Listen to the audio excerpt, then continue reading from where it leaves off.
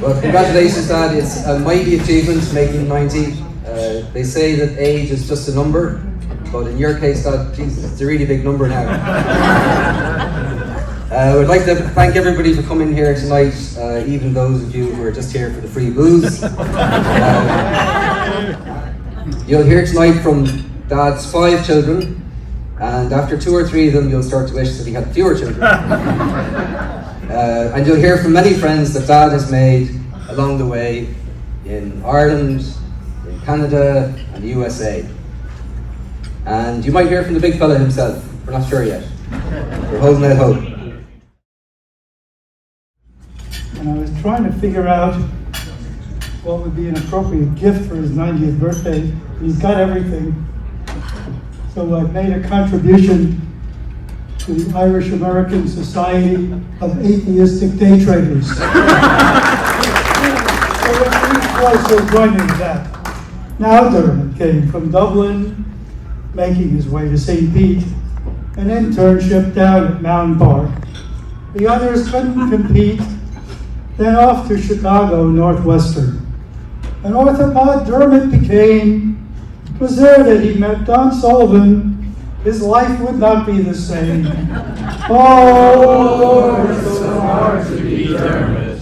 Dave and John at their feet, he started his fixin' bones practice.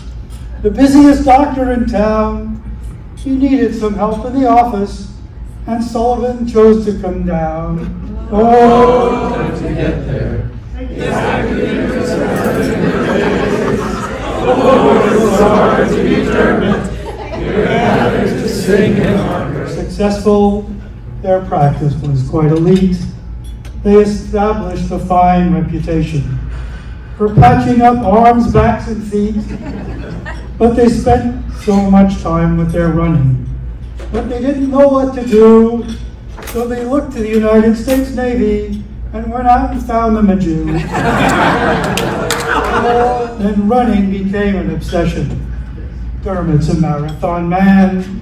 He planned every day around running and ran every step that he can. He thought that it would be healthy to run 7 miles every day, but at the end of his first week of running, he wound up 49 miles away. A list of heroes in whose accomplishments he would rejoice. The authors he studied in Dublin, Shaw, Yeats, and Beckett, and Joyce. He remembers all of their writings. He would never have to recap the thing we all know about Dermot. He's got a memory like a steel trap. Here, here. And when it comes to day trading, Dermot's among the elite. He tells us about his big winners, but his losers are much more discreet.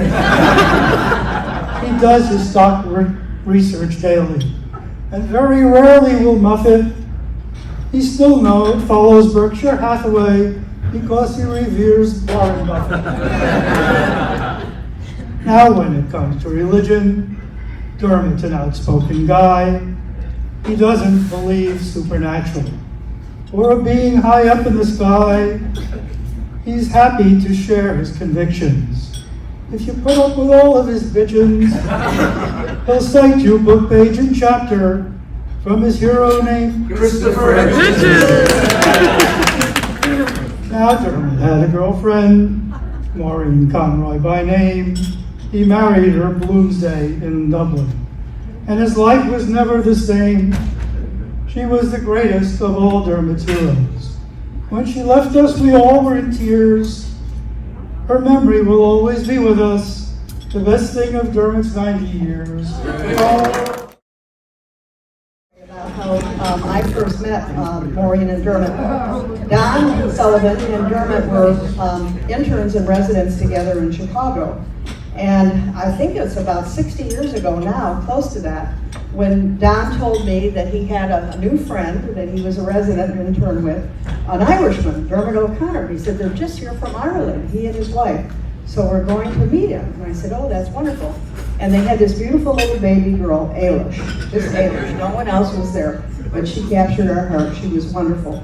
But Don said to me, now when you meet him, you've got to understand that Dermot is very smart and wise, and he gives very good advice.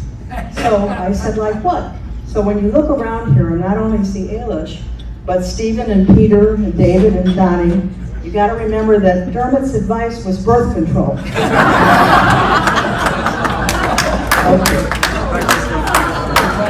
Next person on that note. And I are old friends. We've known each other for almost 80 years, would you believe it? It's a long time. Couldn't have a better friend. We were both born and raised in Dublin, and we did a lot of stuff together, but I'm not going to tell you exactly what we did. That's a secret. Wow, this is great. I want to tell you. Dermot! He's the man for that. Fantastic. I met Dermot the first time, I think it was 79 or 80. And he was competing in the Dublin Marathon.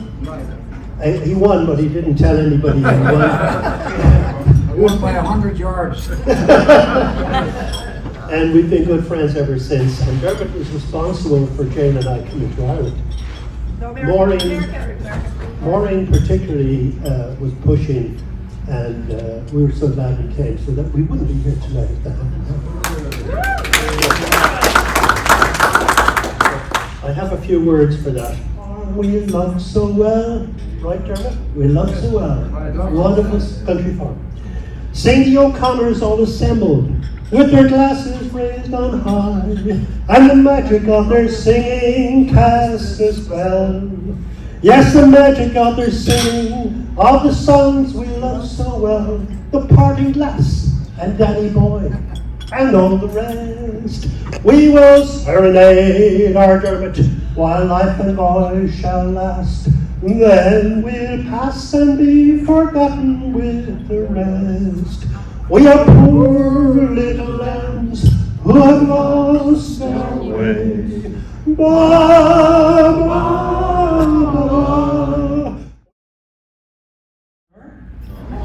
As you know, Peter and I don't really sing very well, but one thing I know we can do is sing your praises.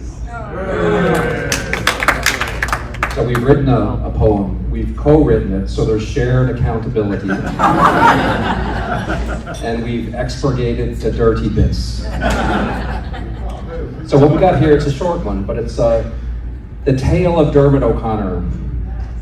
On Rathlin Road in Drumcondra's embrace, Dermot O'Connor, a man of timeless grace. 90 years of life, a journey unfinalized. His poems and songs are all immortalized. With a motorcycle's roar, he rode Dublin's streets, fast as the wind, except when it sleets. Then Fraulein appeared, a VW bug so fine, inspired by a Hank Snow song, the engine did whine. Marriage bells chimed, Maureen by his side. Together they ventured across the ocean wide. Leaving Ireland's shores, they began anew, America's promise, their dreams to pursue.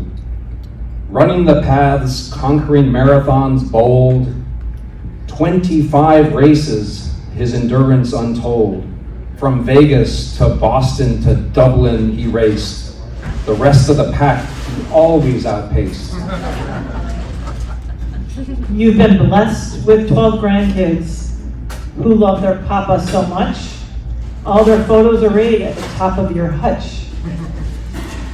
They love to play Jeopardy with you each time they visit, and it's always Dermot. Each game, who will win it? In Kinsale's embrace, a house became a home, and when your grandchildren visit, they would love to roam. And in Reddington Beach, by the ocean's shore, a retreat of serenity for all to adore. 90 years, a journey adorned with grace. Dermot O'Connor, a legend we embrace. His life a symphony, composed with care, leaving a legacy for all to cherish and share. So let us celebrate this milestone grand, raise a toast to Dermot across the land.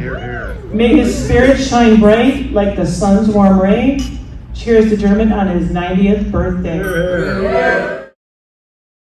A tribute to Dermot.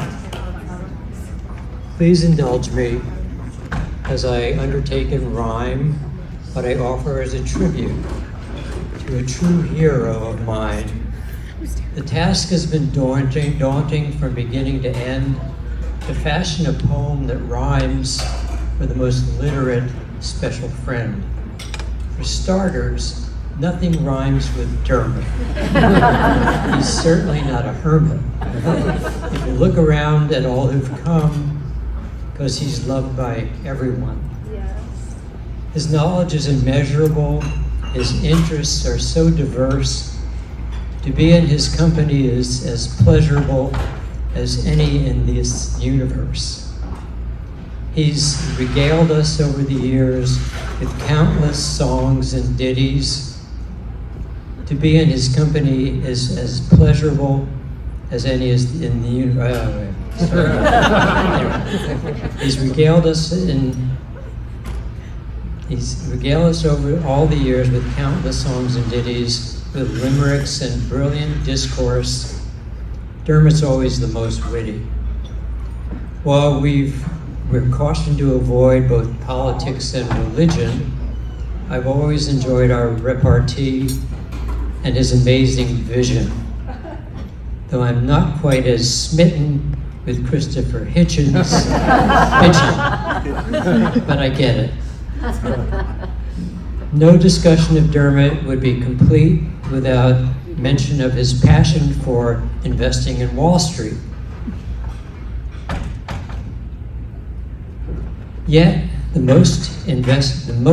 of the most investments he's made, bringing the most riches and honor, is as chairman and paterfamilias of the company O'Connor. So I want to take a minute to recount one of the coolest things I've ever seen a grown man do. And I mean that. It was a moment when I realized who Dermot really was as a person. It's rare to be able to pinpoint a moment in time when someone's personality crystallizes for you, but this one moment has stood out in my mind for literally for more than 35 years, because it was truly an aha moment for me, and forever stood out as a defining moment that I will truly never forget. It was early in high school, and I was invited to one of the O'Connor's legendary farm parties that we've heard about already tonight. Dave and Craig and I were already great friends, and there were literally hundreds of people. Many of you here tonight were there, partners in the practice and their families and employees and friends and family. And I'll never forget, there was a grill literally the size of this dance floor. And it was filled with a Noah's Ark full of animals on it. I think there were green alligators and long-necked geese and humpty-back camels and chimpanzees, or at least half a herd of cattle and a ranch full of wild boar on this thing. The sheer carnage of it was impressive. Fortunately, vegetarianism hadn't been invented yet. They would have been horrified, because it was definitely a carnivore's fantasy scene.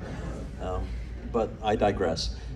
I remember there was a stage with a band, a country band, and when they finished the set, I remember watching Dermot dressed like one of them, with jeans and a plaid shirt and a cowboy hat, saunter onto the stage and take the mic. Always the consummate host. Praised the band, thanked his partners, welcomed the families and the crowd. I remember thinking to myself how confident and proud he seemed to be at that moment, kind of the center of the world on this stage. But then this remarkable thing happened, and he said he was going to sing a song. And I remember thinking how bold that was. I don't come from a family where you know, there are hundreds of people around and we suddenly burst into song for no reason. So that alone was bold.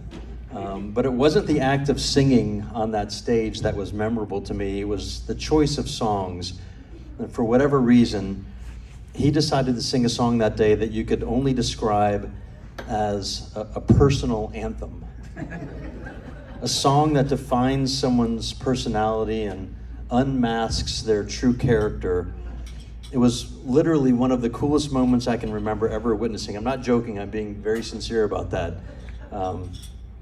Here was this prominent orthopedic surgeon who was hosting a party for hundreds of people at his own ranch home, and he was about to sing a song that unveiled himself, undressed himself, not as a confident, bold, easygoing man that you might expect, but a vulnerable, self-aware, sensitive, almost demure, self-effacing, less secure type of character that frankly I didn't expect.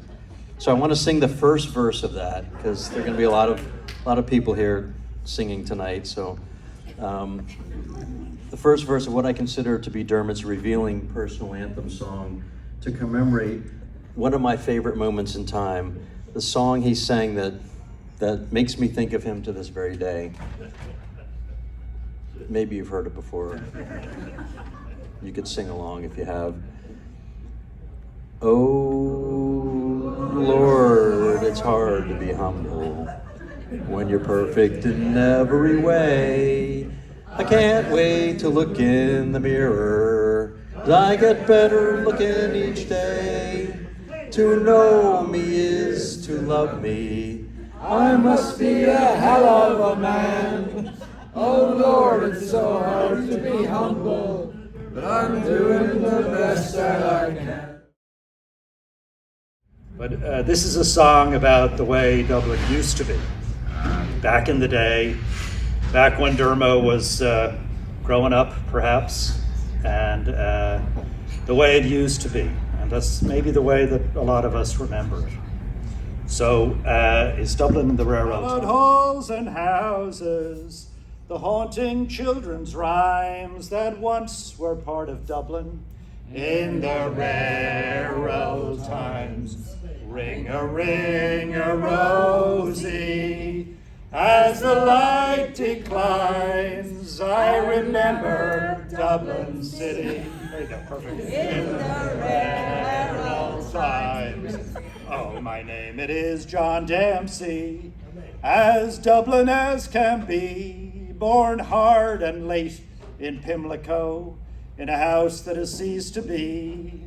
My trade, I was a cooper, lost out to redundancy, like my house now gone to progress, my trade to memories. Ring-a-ring-a-rosy, as the lovely climbs, I remember Dublin City in the railroad times. Well done there, very, very good. That I don't know what to do.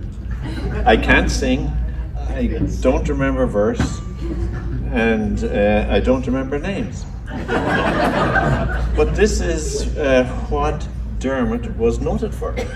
I met Dermot first in pre-med, and we went through UCD, and he was 3 years older than most of us, and me. Still am. And he still looks it. But he was so smart, remembering things that put the rest of us to shame. But it was because he went to college before that, so he was, much more mature than us. So at any rate, nevertheless, we became fairly good friends, and it was lucky that he was from the north of Dublin. And he had love of a girlfriend in the south of Dublin. So and I was a southern Dublin stupid guy. So what used to amuse me about Dermot was he had a little motorbike. And my God, he could go anywhere he wanted to. He had a little pillion on it, and if you were good, you might get a little ride on it. But anyway, so we went through medical school, and in the middle of medical school, there was about 3 months of free time. And a group of us, including Dermot, decided to help England build one of their better roadways. So off we go and work on the English roads during our medical sojourn, and it wasn't good, but nevertheless we made a couple of bob and came back, and it was an experience. But anyway, does the road still stand? It does, and no cracks in it. But the thing about Dermot was, as you people have mentioned here tonight, he was brilliant in remembering songs, limericks, and all that sort of thing. You know, I hear it once and it's gone. But nevertheless, he was really smashing about that.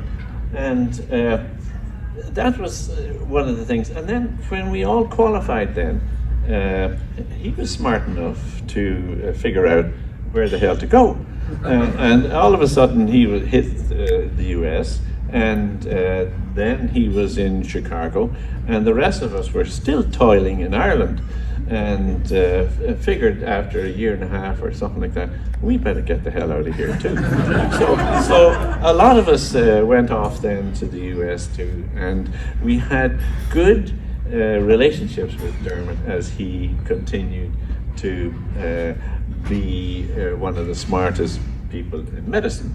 So, but someone. This is from Eddie French. Eddie French. Okay, Eddie French, give this because he couldn't come today, and there's a little bit of Gaelic. On Scríomh Dana in Snruda Ord, Ma an Búcail an Der Anuk Dran Dana Derg August Duas Agat. Now, you're going to ask me what it means. I have no idea. I don't understand Swahili. Would so wish to be here tonight, but can't. So we miss him. So this is a little poem that I wrote because Patrick Kavanagh and Dermot O'Connor are both from County Monaghan originally. They're wee Monaghan man. So this is the poem that I wrote. Dr. Dermot O'Connor, an intrepid man, left his Monaghan hills and to Trinity came. McQuaid and his goon squad, no match for O'Connor. He studied and courted, played poker, and married the lovely Maureen O'Connor, of Conroy beginnings. They shared loving and living, 5 kids for their innings. Their home on the beach was the beat at the heart of all family and friends who were welcomed and loved. Amazing Thanksgivings, the singing great fun, and Maureen reciting her comedy poems. How many great parties has their beach house seen, all the friendship and kindness built into its beams, all the loving and living, being kind and attentive, how civility ruled, courtesy was extended. So hail to our Dermot, to his health we all toast, and we thank him so much for his friendship and love. Happy birthday, Dermot. No, Bernard Greaves. He's a big Man United fan, and he's an Englishman. So these verses that came are in English, and they're titled "From Shakespeare's Countryman," an ode to a bard on his birthday. To be or not to be was Dermot's question. Slings and arrows of the law were not for him.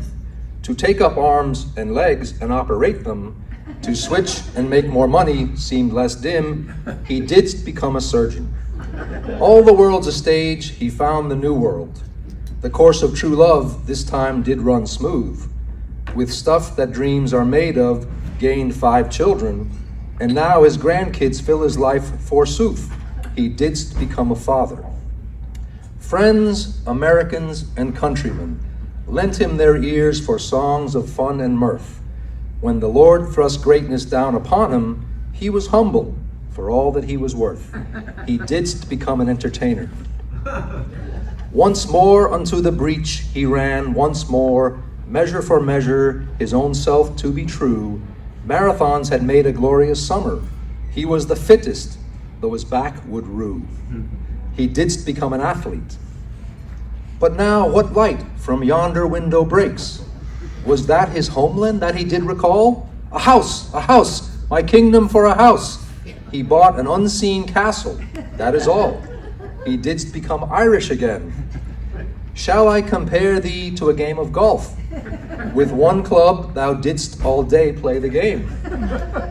The Irish mashies looked at thee aghast.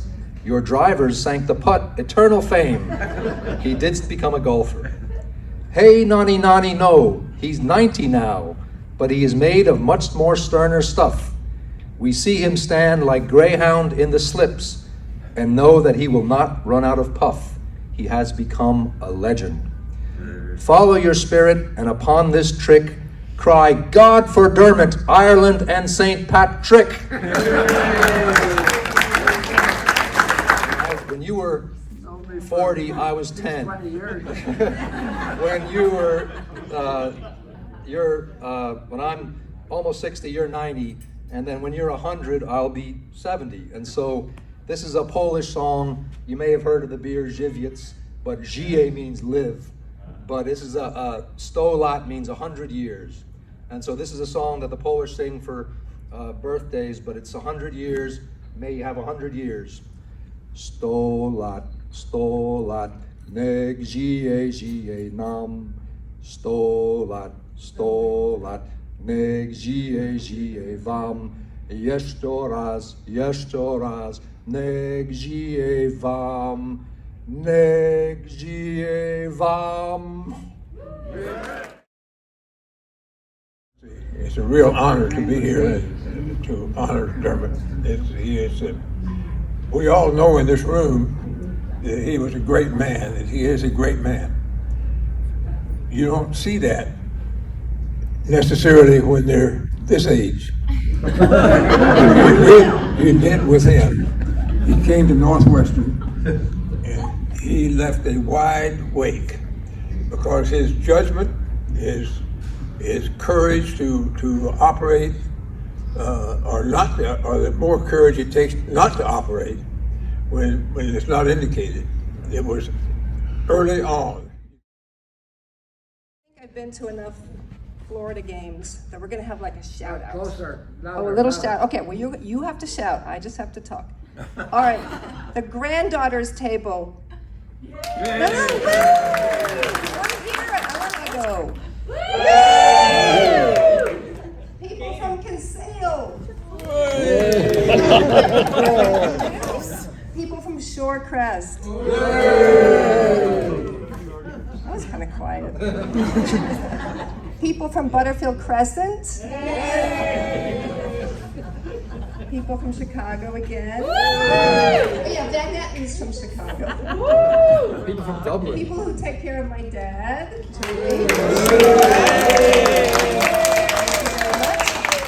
People who roomed with me in Gainesville. Grandsons. A tiny bit diminished. I don't know where they went. There's a second to go. All of the Kilroys here. That's a good selection. People from China.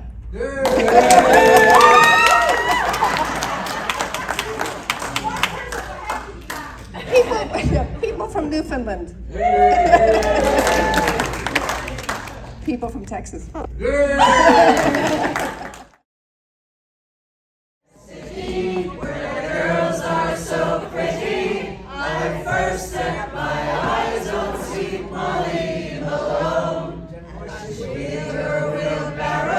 Through streets broad and narrow.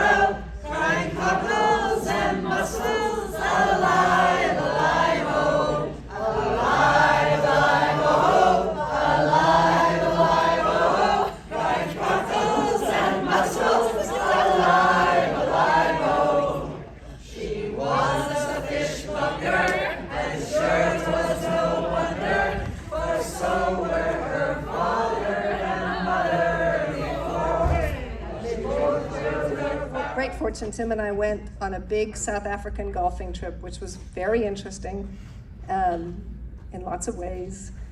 But one of them, I didn't play any golf. Tim played some golf. But the Mabrys sent this recollection of their golfing trip. Welcome to Jeopardy! With your host, Declan O'Connor. Now, I'm gonna fast forward to the final Jeopardy question. And our topic is famous people of the 20th century.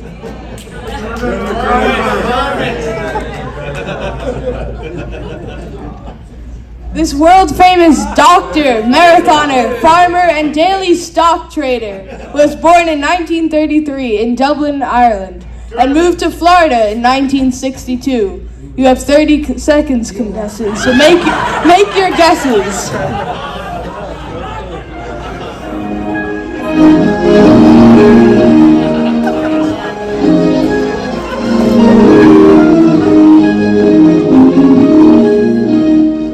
Have you made your guesses? Can I get 30 seconds more? Give him the No. Declan, pass the microphone.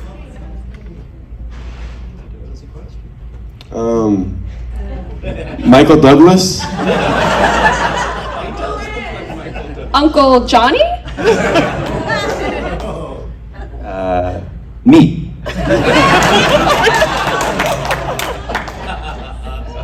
I'm sorry, but you have all gotten it incorrect. The answer is Dermot O'Connor. Poem from I call him Papa, Dermot, Papa. I know him as Papa. But I know he loves poems, and I'm not too good or experienced at it, but I thought I would give it a try just for this special day. So, here we go. Wow, Papa, it's crazy to see that you're 90, and still you sit on your throne so high and mighty. What a dynastic kingdom you have created. There's no chance in hell it'll ever be replicated. We've all come for you, traveling far and wide, for the sun never sets on the O'Connor tribe. Though we all travel from across the globe, until we're all together, it's never truly home. So let's make a toast for the man we love the most, Dr. O'Connor. It's truly an honor. You don't be an O'Connor without hearing every single song an Irishman has ever sung. And you can't be a Dermot if you're not the one singing them. So I'd like to share with you my favorite song, The Big Man Who Is No Longer Big has shared with me. It's a lovely song about a man who was in the 1916 Irish Easter Rising, Joseph Mary Plunkett. Just before he was executed by the British, he married his longtime girlfriend, Grace Gifford. It's a lovely song called Grace. As we gather in the chapel hill in old Kilmainham jail, I think about these past few weeks. Oh, will they say we failed? From our school days they have told us we must yearn for liberty. But all I want in this dark place is to have you here with me. Oh, Grace, just hold me in your arms and let this moment linger. They'll take me out at dawn and I will die. With all my love I place this wedding ring upon your finger. There won't be time to share our love, so we must say goodbye. Now I'm Accord you go. If you're Irish and you don't know that, the door is open. So I thought I'd say a quick few words. I could go on for a long time, but I'll try to keep it brief. So I always used to wonder why the house on Gulf Boulevard felt like such a safe haven growing up. I was lucky enough to go to school in Florida, so I would go there all the time. during COVID, I showed up at the door with my suitcase. I was like, well, there's nowhere else to go, so I'm gonna move in here. And he said, the rent's pretty cheap, sounds good. So I always thought maybe it was the weather coming from Chicago that made it feel so great. Or the food. I showed him how to use Uber Eats. That changed everything. It would be 11 a.m. I'm like, Uber Eats, that's what it was. So that was awesome. But then I thought maybe how close it was to the beach. But then I realized sometimes coming from college, I would go there. I wouldn't even go to the beach. We would just sit down and talk about anything and everything. And we would talk about the stock market. We talk about why I talk so fast. I think I slowed down a little bit.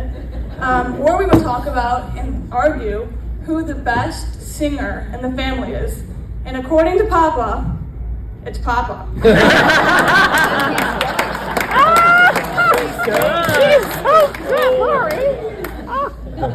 And then I realized the reason the house feels like such a safe haven, my mom did say this before, but there's one person in that house that makes it feel like a home. And Papa, I don't know how lucky I got to have you as my grandpa, but you are the smartest, the kindest, and the greatest to ever do it. And you've been my biggest supporter. Down the line, if I ever need to get some confidence, I know I'll have a lot of words of wisdom to pick from. You've said so many great things. You've been my biggest fan. So to end it here, sometimes we don't get the chance to tell people how much we love them and how grateful we are for them until it's too late. So I'm glad I can tell you now. Happy 90th birthday. I love you so much. Nora O'Connor. Well done.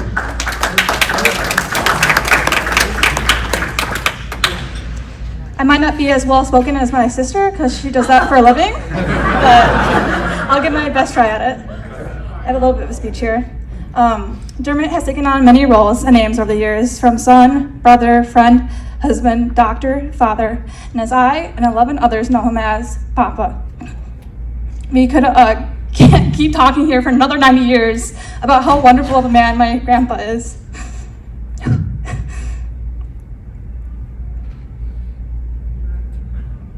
In typical fashion, we can't have this many Irish people together in our room and not have a few drinks, dinner, and a few speeches, limericks, songs, and maybe even a few poor impressions of my papa given. Typically the Irish have kept self-flattery to oneself. They even are known to suppress and reject intimate compliments that are given to them. Surely they must already know how wonderful they are. But today, Papa, since you're turning 90 years old, it wouldn't hurt to give you a few more self-flattering compliments. I can't believe my grandpa's turning 90 years old, and thank God I have your genes, Papa. And I'm sure that you all already know how great my grandpa is. He's truly remarkable and the smartest man, from the best orthopedic surgeon in Florida for over 40 years, from numerous national awards he's won, from running a farm, 2 homes, and raising a family of 5, 12 grandchildren, and completing 28 grueling marathons. He has enough intellect and life lived that we have given our best attempt at convincing him to go on Jeopardy or write an autobiography. All of us have tried to push him into something great, but it's funny that all of us have gone into legal professions, and then he's convinced all his kids to go into the medical field instead, but wonder what that says about us. I really want to leave my mark on the world just as he has, and I reflect on all the memories I've had with you, Papa. There's one thing I've surely learned, that is money is not the only way to make your mark on this world, and you have been a shining example of that. He has quite literally built himself a legacy from the ground up. Naturally, that's not something everyone has done here, and it's something I would hope to live up to, like as you have. Papa, I hope you have a 90th birthday that is filled with much joy, love, and laughter that you have given us all here today. And how about we lift up our glasses and give a cheers to Papa Dermot, the world's best grandpa, making it to 90. I heard a young man calling, Michael, they have taken you away, for you stole Trevelyan's corn. have a confession to make. In fact, I have two confessions to make. The first confession is an easy one. It just basically, I'm lying when I'm having my 90th birthday today. Because I'm not 90. It won't be until tomorrow. If I make it till tomorrow. The second confession I have to make is a bit more serious. And as many of you know, I have been having a problem with hard of hearing in the last few years. So I have to rely on hearing aids. And I've had hearing aids for a while now. And this morning I was cleaning my hearing aids, and I forgot to put them back in. So I did not hear one goddamn word that you all said. I did not hear one word you said. So I would like you all to stand up and repeat what you have said, word for word. And you can leave out the bad bits. Always like this. Oh Lord, it's so hard to be humble when you're perfect in every way. I can't wait to look in the mirror, 'cause I get better looking each day. To know me is to love me. I must be a hell of a man. Oh Lord, it's so hard to be humble, but I'm doing the best that I can. I used to have a girlfriend, but you stole her. But I guess she just couldn't compete with all of those love-starved women who keep clamoring round my feet. Well, I probably could find me another, but I guess they're all in awe of me. Who cares? I never get lonesome, 'cause I treasure my own company. Oh, Lord, it's so hard to be humble when you're perfect in every way. I can't wait to look in the mirror, 'cause I get better looking each day. To know me is to love me. I must be a hell of a man. Oh Lord, it's so hard to be humble, but I'm doing the best that I can. Some people say I'm a loner, cowboy, outlaw, tough and proud. Well, I could have lots of friends if I wanted, but then I wouldn't stand out from the crowd. Some folks say that I'm egotistical. Hell, I don't even know what that means. I guess it has something to do with the way that I fill out my skin-tight blue jeans. Oh, Lord, it's so hard to be humble when you're perfect in every way. I can't wait to look in the mirror, 'cause I get better looking each day. I'm alone, is to love me.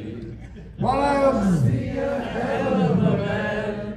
Oh Lord, it's so hard to be humble, but I'm doing the best that I can.